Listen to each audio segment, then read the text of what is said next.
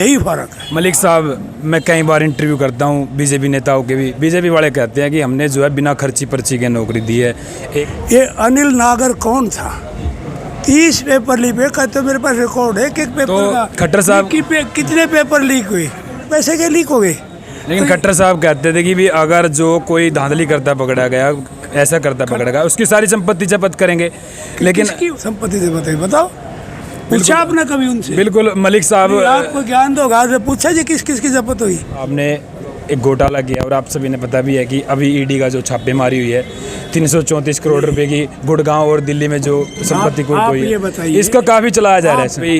हुड्डा साहब ने तो चरा तो हरियाणा में और दूध दिया रोहतक में, इसके पीछे ही क्या कहानी है? क्योंकि कह रहे हैं कि कुछ लोग मानते हैं कि हरियाणा में हुड्डा साहब ने रोहतक में विकास किया और डिस्ट्रिक्ट कहाँ चली गई थी? खट्टर साहब के भेजे हुए या इसके मोहनलाल बडोली के भेजे हुए नहीं किया है। तो सरकार कह रही है सबका साथ सबका विकास, इसमें तो क्या? हाँ, इसका ये बात सही है भाई। एक ही बात सुन, एक सवाल हो रहा है। अभी लोकसभा के चुनाव में मोदी साहब ने यहाँ पे रैली की आपके, तो वो कह रहे थे कि भी अगर कांग्रेस को वोट दोगे ना तो पाकिस्तान को वोट जाएगा। है मोदी ने दंगा करवाया था गोधरा का, सरफराज बचाने, यहाँ दंगा कराया जाट नॉन जाट का, दिया क्या? ये खरबोपति कहाँ गया काला धन है? पूछा आपने कभी मोदी से जो काला धन का इतना है कहाँ गया? मोदी जी तो जवाब देते ही नहीं है, एक भी आपने कॉन्फ्रेंस। यार मेरे में क्यों ले मोदी? चलो अब मैं आपकी विधानसभा में आता हूँ, गोहाना विधानसभा में। कुछ लोग कहेंगे मलिक साहब ने अपने 5 साल जो ये कार्यकाल थे इनमें कुछ काम नहीं करवाया, ऐसा कुछ लगता है आपको भी? ये लगा कि आपने कि हमने काम नहीं करवा पाई इसी इतना लंबा राजनीति दौर है, अब मतलब ऐसी नहीं थी कि भाई चलो थकावट हो गया चलो मैं इसको चलो छोड़ देता हूँ, इतना जुनून अब भी मतलब जिसको बहम हो ना वो मेरे साथ आ जाए। के बाद काफ़ी लोगों ने तो दिल्ली चक्कर लगाए हैं टिकट के लिए, लेकिन आप भी गए हो कहीं ना कहीं, आपने भी कुछ कह रहे हैं कि भी पैसों में टिकट बंटता है, ऐसी बात हो रही है। तो मलिक साहब भी गए हैं दिल्ली में, हुड्डा साहब से चर्चा की, राहुल गांधी से रिक्वेस्ट। नमस्कार दोस्तों, एक बार फिर आपका स्वागत करता हूं एनडी हरियाणा पर। फिलहाल एक ऐसी शख्सियत खड़ी है हमारे पास में जिसको कह सकते हैं कि एक मजबूत चेहरा और एक कांग्रेस की जान।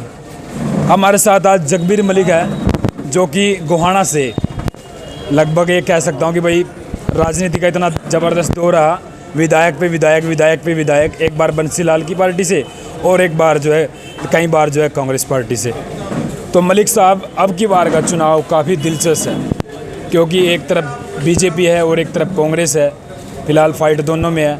और अब की विधानसभा पूरे हरियाणा में फेमस हो चुकी है क्योंकि रोहतक से हारने के बाद डॉक्टर रविंद्र शर्मा अब यहाँ पर मैदान में उतरे हैं और एक आप भी इस मैदान में उतरे हैं। और मैं एक इंटरव्यू कर रहा था अभी आपके इस हलके में, लोगों से पूछ रहा था कि जगबीर मलिक का कैसा कार्यकाल रहा है। बोले जगबीर मलिक पर ऐसा एक दाग नहीं लगा सकता कोई, एक बहुत बड़ी बात है। तो जगबीर मलिक से बात करने से पहले मैं एक बार स्वागत कर लेता हूं और बधाई देता हूं कि टिकट जो इनकी कंफर्म हो गया। जगबीर मलिक जी आपका बहुत बहुत स्वागत है और आपको बधाई भी हमारे चैनल की तरफ से। धन्यवाद, आपके एनडी चैनल का बहुत बहुत धन्यवाद। आज आपने टाइम दिया, हमारे लिए टाइम निकाला। मलिक साहब अब की बार का चुनाव किस तरीके से देखते हैं? क्योंकि अब टिकट जो है 31 कैंडिडेट घोषित हुए हैं और ऐसे इतने दौरों की बात चली राहुल गांधी के साथ में, हुड्डा साहब के साथ में, और कई बार तो ऐसी बात चला है कि जो हरियाणा में हुड्डा साहब ही टिकट डिक्लेयर करते हैं, लेकिन ऐसा अटका लगा, ऐसा पेंच भिड़ा कि कहीं ना कहीं एक मुसीबत खड़ी हुई, लेकिन उसके बाद हल निकला। क्या समझते हैं अब की बार का जो टिकट का बांटने का दौर था, हुड्डा साहब का था या फिर हाईकमान का, कांग्रेस का था? देखिए, नंबर 1 तो ये इलेक्शन जो है कांग्रेस वर्सेस बीजेपी नहीं है, ये इलेक्शन बीजेपी वर्सेस जनता है। ये इलेक्शन जनता लड़ रही है क्योंकि जनता ने 10 साल में जो कष्ट सहे हैं, जो तकलीफ़ें सही है, चाहे वो बेरोज़गारी की बात हो, युवाओं ने इस देश से ही पलायन कर दिया। इस बेरोज़गारी हरियाणा में सबसे ज़्यादा है और गंभीर समस्या है ये, पैदा भी बीजेपी ने कर रखी है। दूसरा भ्रष्टाचार है, कोई ऐसा काम नहीं, कोई ऐसा प्रोजेक्ट नहीं जिसमें भ्रष्टाचार ना हो।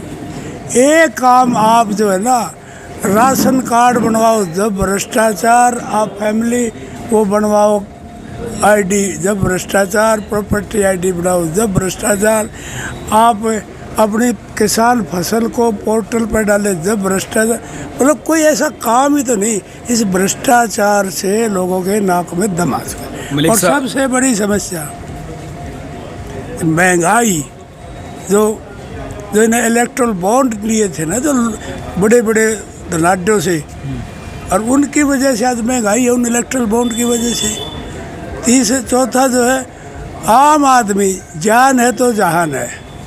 आम आदमी की ज़िंदगी सुरक्षित नहीं, लाइफ सुरक्षित नहीं। रोज़ाना की रोज़ाना मर्डर, डकैती, किडनैपिंग, बलात्कार।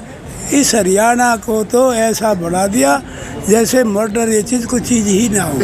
तो ये लोग दुखी हैं। और दूसरी समस्याएं बहुत है, हर डिपार्टमेंट की समस्या है, लेकिन मेनली ये 5-7 चीज़ें जो मेन है रोज़ाना हर एक पब्लिक के, सब इससे दुखी है, पीछा छुटाना चाहते हैं। ये इलेक्शन जनता लड़ रही है।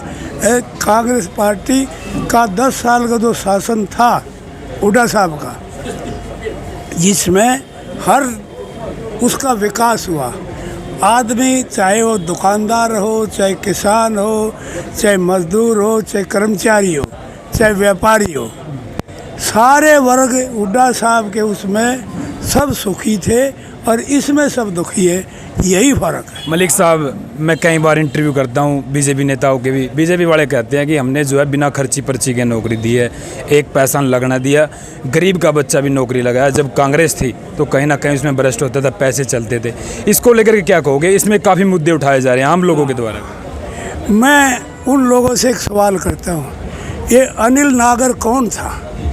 करोड़ों रुपए जिसके दफ्तर में पकड़े जाते हैं, वहाँ पर एक ऑडियो आती है, 5 करोड़ रुपए वहाँ पहुँचा दो इस दफ्तर के व्यक्ति के पास। ये क्या है? ये खर्च बिना खर्ची पर्ची का है। जो एसएस बोर्ड में जब यहाँ जो है आरक्षण का मुद्दा चला हुआ, वो दफ्तर जब सब कुछ बंद था छुट्टी वाले दिन, वो एसएस बोर्ड का दफ्तर किस लिए खुला था? किन पर मुकदमा दर्ज हुआ? एफआईआर दर्ज मुकदमे उन पर होते हैं। ये हाई कोर्ट सारी भर्तियों को रद्द करता है। क्या वो सही? हाई कोर्ट गलत है या भर्तियाँ गलत है? फैसला कौन करेगा? ये कहते ना भर्ती रद्द करवा देते, भाई सही सिलेक्शन होता। हाई कोर्ट को कोई दुश्मनी थोड़ा है सरकार से, इन बच्चों से दुश्मनी थोड़ा है। वो खर्ची पर्ची वाला उनको एडजस्ट करने के चक्कर में किस नौकरी का भाव तय नहीं था। हर नौकरी का भाव बीजेपी सरकार में तय था, लेने वाले भी तय थे, सारी सिस्टम था। और ये खर्ची पर्ची की बात करते हैं, ये तो लोगों को गुमराह करते। 4 डी ग्रुप की भर्ती करके, ये क्लास 1 और क्लास 2 और ये भर्ती का घपला करके कितने पेपर लीक हुए?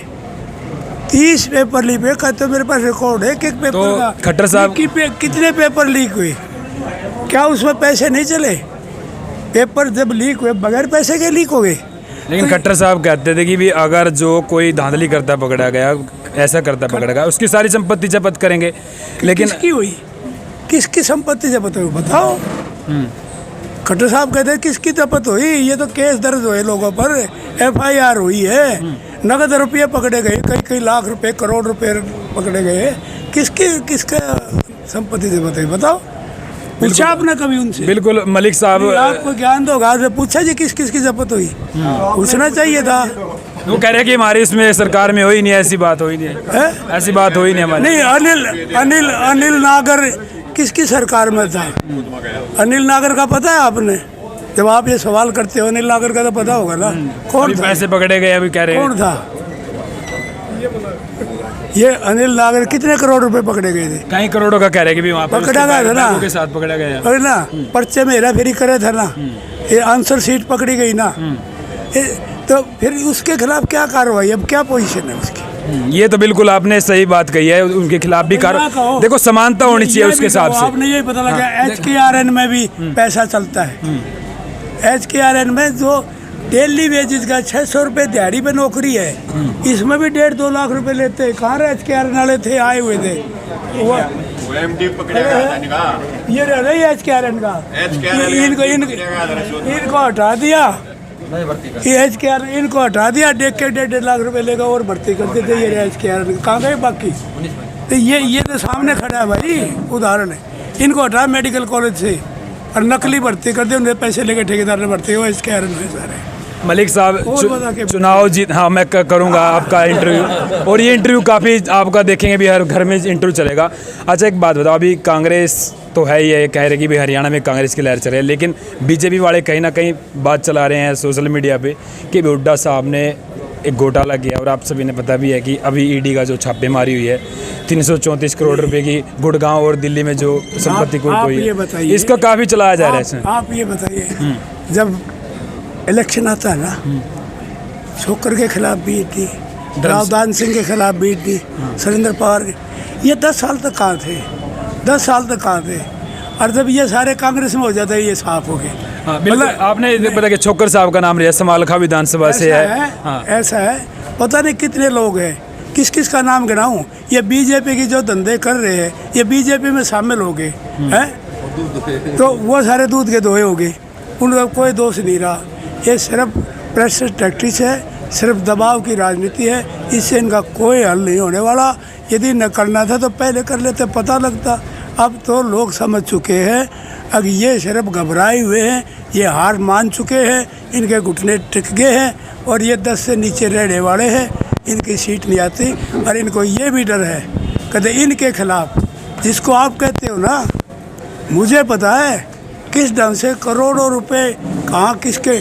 आप ये बताइए, बड़ौदा का बाई इलेक्शन हुआ, 200, 300, 400 करोड़ रुपए बटे, यहाँ हर एक चीज़ बटेगी बड़ौदे में। वो कहाँ से आए भाई? बीजेपी के पास कहाँ से आए? लोगों ने चंदा दिया था कि नंबर 2 के पैसे थे।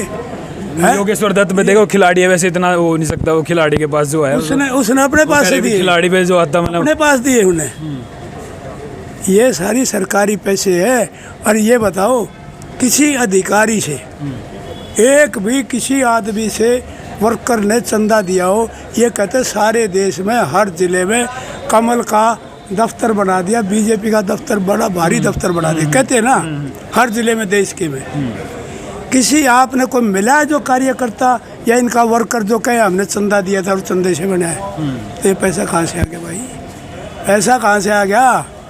इसका जवाब मांगो उनसे। मलिक साहब, ये बिल्कुल आप बहुत बड़े बड़े सवाल उठा रहे हैं, जवाब मांग रहे हैं। और एक चीज़ हो रहा, क्योंकि लंबा हो जाए, वैसे एक बात बताइए, एक बात चलाई थी, काफ़ी मैं एक तारीफ और कर देता हूँ कि हुड्डा के राज में जीरी गई जहाज में एक नारा चलाया था, ये भी चीज़ें थी।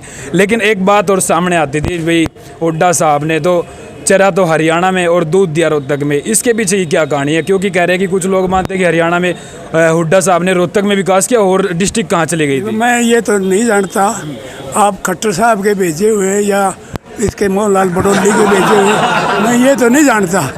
लेकिन आपके सवाल बिल्कुल लीक से परे हटके हैं।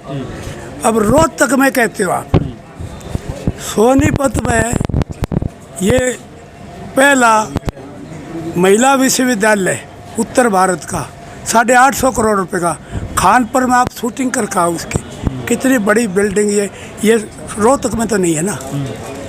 मेडिकल कॉलेज खानपुर कला भगत सिंह फूल सिंह मेडिकल कॉलेज, ये खानपुर में है, ये रोहतक में तो नहीं है ना। खानपुर में है, सोनीपत की आपकी विधानसभा के अंदर। रोहतक में नहीं, रोहतक में गया है ना वो जो है। बाकी मैं कुरुक्षेत्र का, पंचकुले का, आपका महेंद्रगढ़ का, आपके उन यूनिवर्सिटीज़ का सारी गिना दूँगा मैं।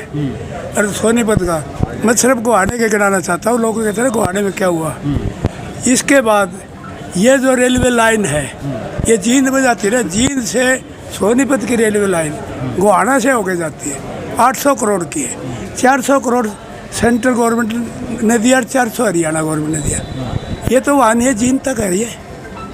इसके बाद ट्रिपल IIT किलोड़त में, IIT जो होती है ना, उससे भी बढ़िया प्रोजेक्ट होता है ट्रिपल IIT, वो किलोड़त में है। और हुड्डा साहब रेल कोच फैक्ट्री यहाँ लास्ट जोड़ी में लेकर आए थे।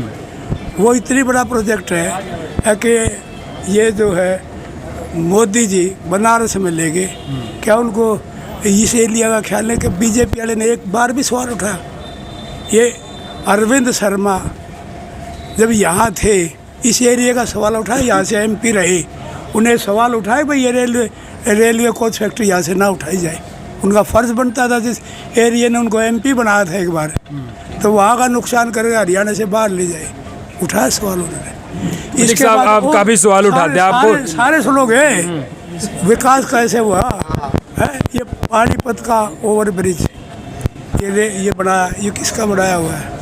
ये सारे कुरुक्षेत्र में कितने प्रोजेक्ट हैं? तो ये हर मतलब जिले के प्रोजेक्ट हैं। तो सबका साथ समान विकास किया है। तो ये सरकार कह रही है सबका साथ सबका विकास, इसमें तो क्या? हाँ, इसका ये बात सही है भाई। एक ही बात सुन लो, और रिकॉर्ड है ये मेरे पास। मैंने विधानसभा में खट्टर साहब से इससे पिछला जो सेशन था उसमें सवाल किया था, आप सबका समान विकास, सबका विकास, सबका साथ, समान विकास की बात करो। एक ऐसा प्रोजेक्ट बता दो जो 2 करोड़ रुपए का हो, और वो जिसका नींव भी आपने रखी और फीता भी आपने काटा हो। नींव रखा जिसका फीता काटा, एक कमरा तक नहीं बनाया इसमें। ये मोई का स्कूलर का संडी के स्कूल में कमरा नहीं है। बच्चे ना सर्दी में ना गर्मी में बाहर बैठते। मैं 20 सवाल उठा के भर लिया, इन्हें ये तक नहीं किया। इस सरकार से उम्मीद करते हो हैं खर्चे? समान विकास ये होता है? समान विकास जवाब नहीं दे पाए खट्टर साहब। मलिक साहब आपके यहाँ पर समान बिल्कुल आपने बिल्कुल सही बात कही है। मलिक साहब एक सवाल हो रहा है, अभी लोकसभा के चुनाव में मोदी साहब ने यहाँ पे रैली की आपके, तो वो कह रहे थे कि भी अगर कांग्रेस को वोट दोगे ना तो पाकिस्तान को वोट जाएगा। इन्होंने देश को बर्बाद करने का ठेका ले रखा है। जात पात धर्म की लड़ाई, और ये छोड़ रखे चैनलों वाले। अब पाकिस्तान का इसका हिंदू मुस्लिम का मुद्दा उठाओ, आप चैनलों वाले छोड़ रखे। ये सिर्फ इस बात का उधर।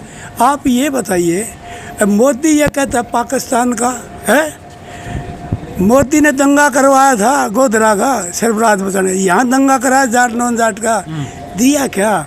ये आपस में लड़ा दिए, भाई लड़ा दिए, भाईचारा खराब कर दिया। माल आप पी गए सारा, माल तो आप खा गए सारा है। जितना कमाई थी जो सारा सौदा, उनके अरबोपति खरबोपति कहाँ गया काला धन है? पूछा आपने कभी मोदी से जो काला धन का इतना है कहाँ गया? मोदी जी तो जवाब देते ही नहीं है, एक भी आपने कॉन्फ्रेंस यार मेरे में क्यों ले मोदी? चलो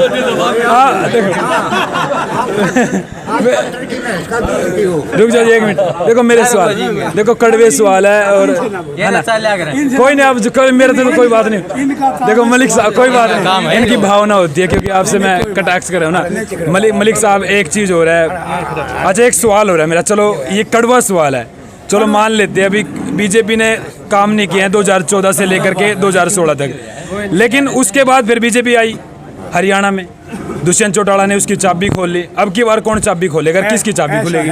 देखो आप ज़मीन में ये डालते हो दवाई, जहर, यूरिया, ये लाते हो ना, इसको ख़त्म करने के लिए बिल्कुल ख़त्म करोगे तो 5-7 साल लगते हैं। 10 तो जहर उसने बोया था, डाला हुआ था इस लोगों में, उसको ख़त्म होने में टाइम लगा। अब ख़त्म हो चुका है वो जहर। ज़मीन पर जब कतरे से ये डालते हैं ये दवाई ये वो, उसमें जहर हो जाता है ज़मीन में। इनमें जहर डाला था, जहर भर दिया था लोगों में, पब्लिक में, लेकिन वो जहर जब इन लोगों की समझ हुआ ना, आहिस्ता आहिस्ता जहर ख़त्म हो गया।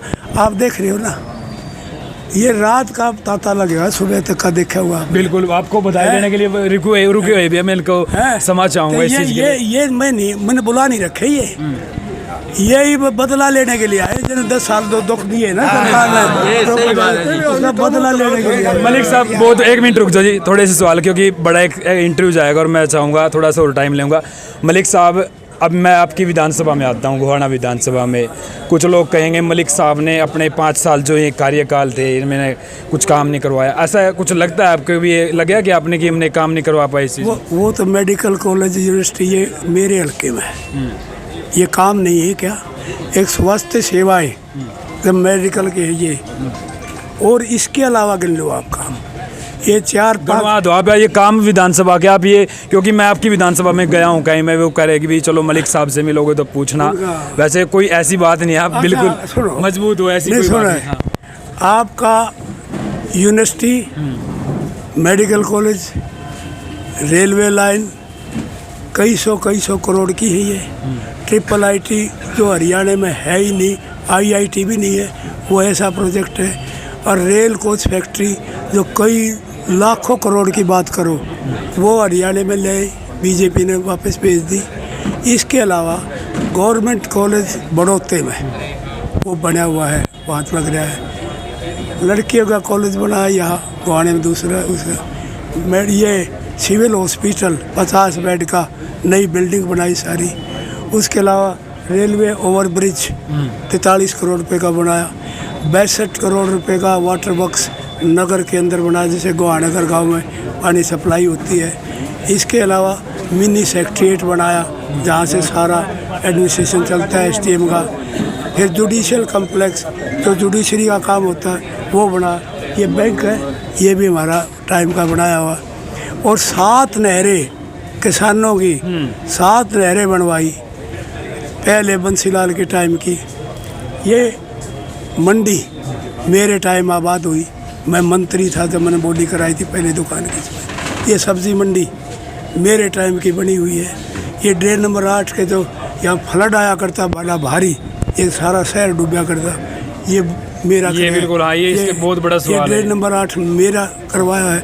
रिठाल की ड्रेन, मुंडाक ड्रेन, कितनी ड्रेन के बात बताऊं, कितनी नहरों की बात बताऊं। और ये जो डिच ड्रेन, ये खेड़ी गांव के पास जहाँ फसल ही नहीं होती थी, ये 10 गांव ऐसे हैं। और 10 खेल स्टेडियम इस इलाके में बनवाए हमने, हल्के में 5 पावर हाउस बनवाए। ये जो नीचे यहाँ पानी निकलता है ना, अपना परमात्मा ने बरसात नहीं की, नहीं यहाँ इतना पानी होता था, 6-6 फुट के वो है, आदमी खड़ा शिवर। देखो भाई, मलिक साहब ने इतने काम करवाए, मेरे ख्याल में पूरे मतलब शाम हो जाएगी मलिक साहब आप काम की तो बिल्कुल आप बहुत रह गया। एक बार मैं क्योंकि ज़्यादा काफ़ी वो बिल्कुल हो गया, राइट हो गया आप बिल्कुल, मैं आपको मानता हूँ। फिलहाल मलिक साहब एक चीज़ हो रहा है, अब चुनाव किस तरीके से देखते हैं, क्योंकि अरविंद शर्मा एक तरफ आए हैं लड़का RS चिकारा, कहते हैं मारे वर्कर पूरा हिम्मत लगाएंगे। मैं अपने वर्करों पे भरोसा करता हूँ। सारे इलेक्शन मेरे वर्करों ने लड़े, मैंने नहीं लड़ा है। और मैं समझता हूँ ये वर्कर अब के जो बाहर से आदमी आया है ना, उसका मुकाबला पूरी तरह से करेंगे, बाहर के आदमी को घुसने नहीं देंगे। अच्छा, तो बाहर के आदमी को मलिक साहब, मैं एक सर्वे कर रहा था यहाँ पे चौक पे, मैं बोला अभी वोट किसकी दोगे। अब माहौल तो दोनों का, लेकिन लास्ट में जाकर जगबीर मलिक हमने दिखेगा, हमने जगबीर मलिक क्यों लगा, ये बिल्कुल वीडियो में रिकॉर्ड है। ये ऐसी क्या बात आज नहीं, मैं बिल्कुल सच बताता हूँ। मैं बोले लास्ट में भाई कुछ भी बात चलती रहो, लेकिन लास्ट में जगबीर मलिक देखेगा, मशीन बजाएगा। ऐसा है, देखो मैंने कभी किसी का नुकसान नहीं किया। नंबर 1 बात तो कोई कह दे मैंने किसी का नहीं, जिसका भला है मैंने भला करने की कोशिश की। शहर के विकास की बात हो, शहर के गांव के विकास की बात हो, मैंने विकास की। वो जो आपको बताया नहीं, इतने इनको दिखता नहीं। मलिक साहब, आपका इतना लंबा राजनीति दौर है, अब मतलब ऐसी नहीं है कि भाई चलो थकावट हो गया, चलो मैं इसको चलो छोड़ देता हूँ। इतना जुनून अब भी, मतलब ऐसे विधायक मैंने पहली बार ऐसे विधायक आप देख रहे हैं। नहीं, मेरे को कोई तकलीफ नहीं थे सारे दिन। भाई मैंने राहुल गांधी की यात्रा में मेवात से लेकर हरियाणा शुरू होता है, और वो और पैदल यात्रा की, एक कदम पैदल मापे सारा हरियाणा। जो आदमी ये कहते हैं ना ये कमजोर है, मैंने वहाँ तक पैदल 20-22 किलोमीटर डेली चला हूँ मैं उनके साथ। और ये बहुत लोग थे हमारे वर्कर थे। और अब भी जो जिसको बहम हो ना, वो मेरे साथ आ जाए। देखो ये तो बात आज साबित कर दिया मलिक साहब ने कि भी आदमी शरीर से नहीं मन से बूढ़ा होता है, लेकिन मलिक साहब में आज भी वही जोश है। फिलहाल ये देख सकते हैं कार्यकर्ताओं की भीड़, और काफ़ी लंबे इंटरव्यू के बाद आपके कुछ सवाल रहेंगे तो मैं मिलता रहूँगा, और लोकसभा में विधानसभा में काफ़ी क्या कुछ माहौल है मैं वो भी दिखाऊँगा। फिलहाल आप भी कुछ कहना चाहोगे जनता को? आपके 62 गाँव है, 62 गाँव के लोग कुछ नाराज़ भी होंगे, कुछ में पानी भी भरा होगा गलियों में, कुछ ऐसी होगी व्यवस्था? ऐसा है, नंबर 1 तो मैं 10 साल से पावर से बाहर हूँ, लेकिन मैं क्लेम कर सकता हूँ ये मेरा मोबाइल है ना, रात को 24 घंटे ऑन रहता है। अच्छा जी। हाँ, 24 घंटे, और मैं खुद उठाता हूँ। और कोई बात करता है रात को भी तो मैं उसका जवाब देता हूँ, उसका सॉल्यूशन करके बताता हूँ ये सॉल्यूशन है। मैं किसी का चाहे मेरे खिलाफ का हो, मैं कभी ये नहीं सोचता। हाँ, एक बात ज़रूर करता हूँ, कोई मेरे से गलत काम कराना चाहे, किसी को नुकसान कराना चाहे, वो मैं नहीं करता। मलिक साहब लेकिन बिल्कुल आपने बड़ी अच्छी बताई। एक सवाल हो रहा है, एक बड़ा सवाल है, क्योंकि कई दौर की बैठक के बाद काफ़ी लोगों ने तो दिल्ली चक्कर लगाए हैं टिकट के लिए, लेकिन आप भी गए हो, कहीं ना कहीं आपने भी कुछ कह रहे हैं कि भी पैसों में टिकट बंटता है, ऐसी बात हो रही है। तो मलिक साहब भी गए हैं दिल्ली में, हुड्डा साहब से चर्चा की, राहुल गांधी से रिक्वेस्ट की, या फिर वैसे ही टिकट हो गया? ये ऊपर वाले की मर्जी है।